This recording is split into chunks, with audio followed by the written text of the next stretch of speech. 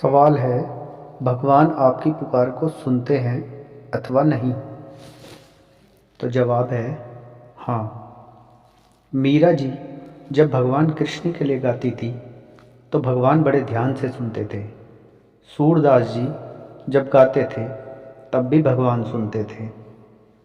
और कहाँ तक कहूँ, कबीरदास जी ने तो यहाँ तक कह दिया, चींटी के पग नुपुर बाजे वह भी साफ सुनता है।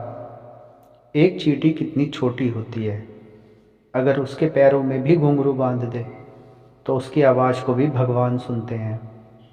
यदि आपको लगता है कि आपकी पुकार भगवान नहीं सुन रहे तो ये आपका वहम है, या फिर आपने भगवान के स्वभाव को नहीं जाना।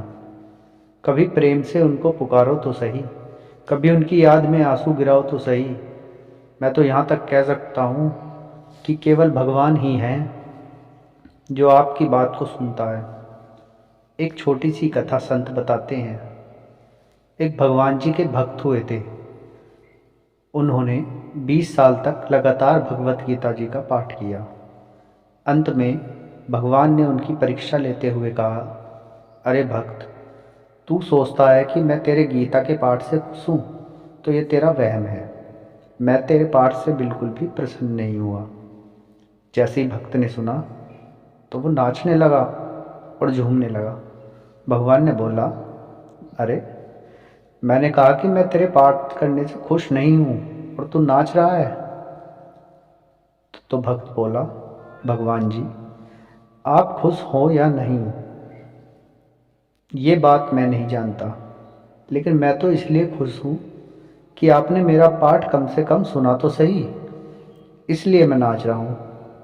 ये होता है भाव।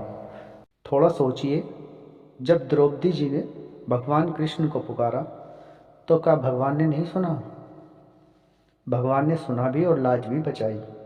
जब गजेंद्र हाथी ने ग्रह से बचने के लिए भगवान को पुकारा तो क्या भगवान ने नहीं सुना?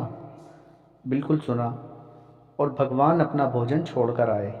कबीरदास जी, तुलसीदास जी, सूरदास जी, हरिदास जी, मीराबाई जी, सेठ जी, भाई पोदार जी, राधा बाबा जी, श्री राम सुखदास जी और न जाने कितने संत हुए जो भगवान से बात करते थे और भगवान भी उनकी सुनते थे। इसलिए जब भी भगवान को याद करो और उनका नाम जपो तो ये मत सोचना कि भगवान आपकी पुकार सुनते होंगे या नहीं। कोई संदेह मत करना, बस हृदय से उनको पुकारना। तुम्हें खुद लगेगा कि हाँ, भगवान आपकी पुकार को सुन रहे हैं। सदैव प्रसन्न रहिए, जो प्राप्त है वो पर्याप्त है। जय सच्चिदानंद।